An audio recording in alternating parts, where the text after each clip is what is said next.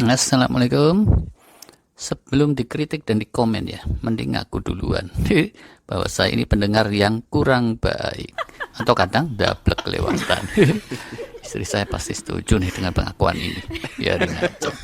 Di hati kecil kita tahu bahwa kemampuan mendengarkan dengan baik itu salah satu kunci sukses. Penting untuk mengambil keputusan jitu dan penting untuk mencegah kekeliruan. Penting juga untuk mengurangi kegemblungan diri kita. Berdasar penelitian, ternyata ya, yang dapat di dunia ini dan kegemblungannya tak kunjung reda, itu rame-rame, bukan saya sendiri. Selamat. Bahkan, kemampuan mendengar dengan cermat, itu oleh para ahli dibilang sebagai suatu seni yang hilang. Jadilah, terus banyak orang yang sudah bakat gemblung, gak sembuh-sembuh, malah makin gemblung. Apa sih yang bikin kita susah menjadi pendengar yang baik? Macam-macam. Bisa karena otak kita fokusnya mau siap-siap ngomong, bisa karena pas disambi kerja main gadget atau mikir yang lain, bisa karena kita tidak setuju dengan isi omongan, bisa terkendala ego kita atau prasangka-prasangka judgement kita, seterusnya, atau memang dasarnya seperti itu. Gimana caranya supaya kita jadi pendengar yang lebih baik? Kata para ahli ada sejumlah tip. Pertama, tajamkan pendengaran. Just listen seriously. Listen to learn, not to be polite. Selalu ingin tahu, selalu berpikiran terbuka, open-minded, fokus, mencoba untuk mengambil pelajaran dan hikmah. Sekalipun ini dasar dari yang bicara bertentangan dengan kita atau dengan seluruh dunia sekalipun. Tips kedua, redam dulu agenda lain. Redam dulu segala prasangka, segala judgement. Coba dan coba terus untuk belajar dan memahami. Kalau kita ngobrol sama orang, habis itu terus merasa tidak belajar apa-apa yang baru. Sebetulnya kita itu tadi tidak benar-benar mendengarkan. Yang ketiga, lakukan rekonfirmasi. Oh, jadi ini tadi maksudnya gini.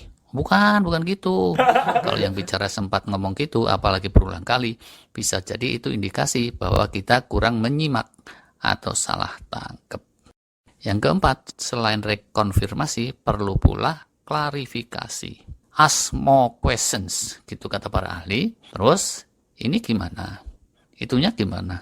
Kenapa sih kok gitu? Nah, kalau soal why-nya kita tidak paham, latar belakang dan konteksnya kita kurang nangkep, itu seringkali poin-poin yang disampaikan pembicara kita jadi salah tangkep. Telinga mendengar dengan fokus pun tetap nggak nangkep.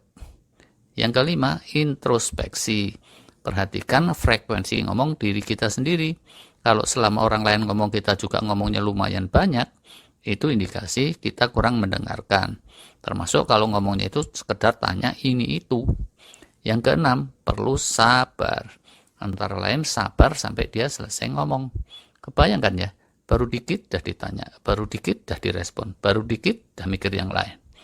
Ini seringkali jadi ciri pendengar yang buruk. Kayak saya inilah kira-kira.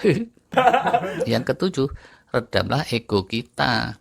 Seringkali kita gagal mendengarkan dengan seksama karena ego kita terusik. Kalau kita merasa diri kita ini paling penting sedunia, cilaka tuh. Telinga kita akan tertutup. Kita mesti tawadu, mendengar dengan segala kerendahan hati. Dan nyadar bahwa diri kita ini banyak salahnya juga, banyak gak taunya, banyak gemblungnya, dan bahkan dari orang tertulung sedunia pun sebenarnya kita akan selalu bisa mendapat banyak hikmah dan pelajaran kalau mau mendengarkan dengan cermat dan merenungkannya. Teorinya gampang tapi prakteknya susah. Soalnya ya, otak manusia cenderung subjektif. Udah tahu teori-teorinya pun tetap saja untuk jadi pendengar yang baik itu susah.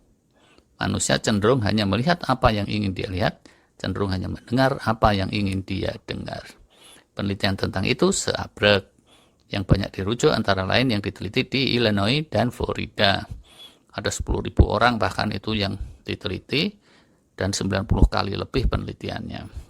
Kesimpulannya kayak gitu itu tadi, bahwa manusia itu cenderung hanya mendengar apa yang ingin dia dengar dan hanya melihat apa yang ingin dia lihat.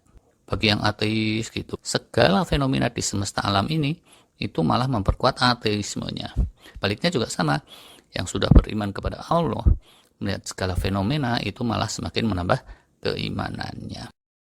Kasus lain, bos-bos gitu ya, disuruh mendengarkan anak buah ngomong, bisa 90% mungkin yang disuarakan anak buah nggak ketangkep di telinganya para dokter gitu.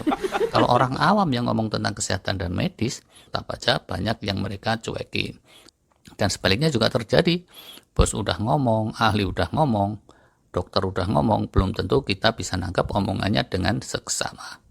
Lagi butuh solusi pun, itu pas disodorin usulan konkret di depan hidung, bisa tetap nggak ketangkap juga oleh pendengaran kita. Suami sama istri, lah ini lebih lagi tuh.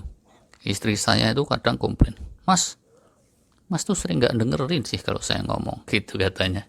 Para suami lain mungkin kayaknya pada nyengir juga nih. Habis gimana? Jangankan kok istri, big boss di kantor ngomong, kita nangkepnya nggak pernah 100% sih. Kalau melesetnya 100% itu malah sering. Contoh di tentara sekalipun ya. Bisa aja kejadian tuh. Jenderal terheran-heran, loh kok kalian masih ngomong gitu? Berarti tadi pas Panglima kasih arahan, kalian nggak nangkep ya? Oh alah, untung tadi pada nggak ditempelingin, gubrak. Para istri ini mungkin pada setuju nih, kalau dibilang para suami sering delahom nggak nangkep omongan. Kalau para istri gimana coba? Nah ini, hati-hati nih ngomongnya. Tapi ini di luar negeri sana kasusnya, daerah di Jawa Irang. Ada tuh suami ngomong gitu, belum 5 menit ditinggal tidur pulas malah sama istrinya. Harhurlah. Kalau udah kayak gitu, nggak sekedar omongan suami yang nggak kedengeran, ledakan mercon aja belang-belang bertubi-tubi itu tetap nggak kedengeran juga. Tapi kalau dikasih kepokan dolar ya terus nyamber aja. Tapi sekali lagi ini di luar negeri, banyak mercon sih emang kalau di luar negeri itu. Dan karena itu menurut banyak mazhab, istri yang taat patuh pada suami itu pahalanya bisa setara pejuang jihad. Karena apa? Karena memang saking susahnya mungkin. Wallahu a'lam. Udah mendengarkan dengan baik aja susah, suami juga ngomongnya kadang bulat nggak puguh. Nah, kalau didengar aja susah, gimana mau ditaati? Susah kan?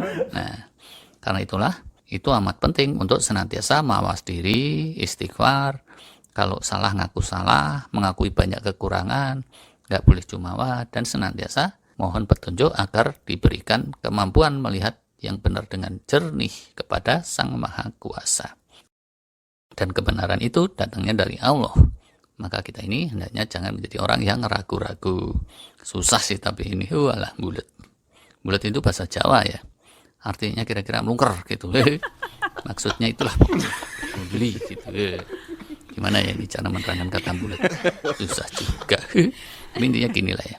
Daplek itu sendiri sebetulnya bukan nggak ada gunanya. Wong ciptaan Allah kan ya. Daplek itu merupakan suatu fitur luar biasa agar beberapa hal itu kesaring ke filter.